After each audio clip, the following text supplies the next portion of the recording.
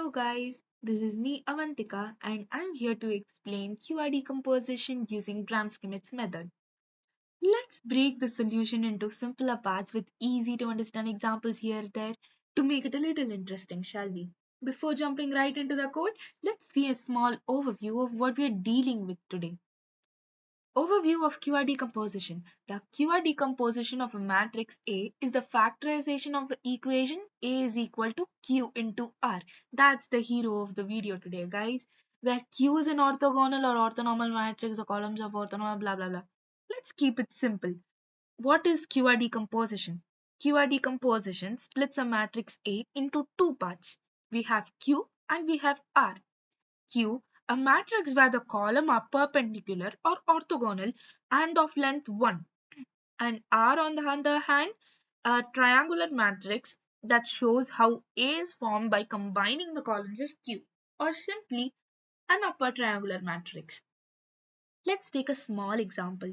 If A is equal to Q into R, this means we use the neat orthogonal columns of Q and scale them with R to recreate A. Isn't that cool? Before jumping into the first step of the code, this code uses the Gram-Schmidt's process, a step-by-step method to create Q and R. The first step, initialization, or let's say start with the setup. You have Q and U. Q over here will store the clean orthogonal version of columns of A, while U is just a rough draft where we can build each orthogonal column step by step. Oh wait, let me be professional.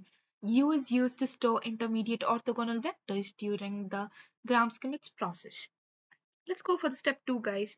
First column of Q, or let's say handle the first term. Here, the first column of Q is simply the first column of A, but it's a normalized version. Divide by its Euclidean norm, or let's say divide it by its length. The third step here is Gram-Schmidt's process for the other columns. Oh, too big. Process the remaining columns. Here I have a small key idea for you guys. Remove the overlap with the earlier columns. Wait, let's start with an example. Imagine you have two columns, 1 1 and 1 0. The second column is not yet perpendicular to the first. So what we do? The usual step method. Let's break it into three steps. Step 1. Find how much of the second column overlaps with the first. And this is called the projection. Step 2. Subtract the projection from the second column to make it orthogonal. That is the perpendicular. Step 3. Normalize the result, make it length 1 and store it in Q. Isn't that simple? Let's see the fourth step. Calculate R. Nah, it's too boring. Build R.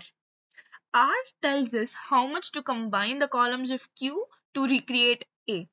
So let's take a small example. Imagine R is just a cookbook and QA and QB. QA is chocolate chips and QB is walnuts. And you're making a cake. Imagine just adding how much ever you want to create the cake. That will mess up and no one likes a messed up chocolate cake, guys. So you go by R and R says how much to use chocolate chips and walnut to make the perfect cake. If that helps you to understand that, let's go with step 5. And this is the output results, guys, where the function is called with a matrix A. It computes Q, that is the orthogonal matrix, and R, an upper triangular matrix, and prints them. These matrices satisfy the ultimate equation A is equal to Q into R. This brings us to the end of the video, guys. Thanks for bearing with my stupid thoughts and hope you enjoyed it. Bye bye.